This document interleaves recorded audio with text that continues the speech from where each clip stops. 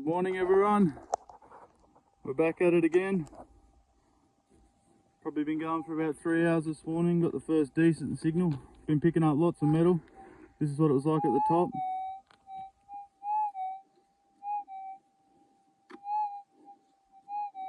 Cleared a bit of stuff away. Like I said, I thought it might have been a piece of metal. We're about an inch or so down.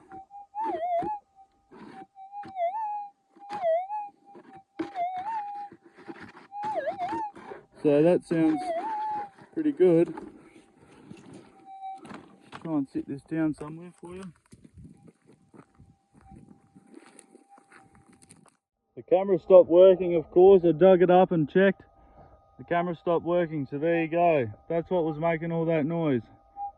That's probably a 0.2 gram of that. That's tiny.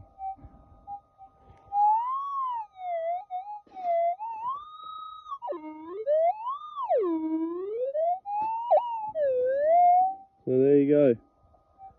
GPZ 7000 picking up tiny pieces of gold.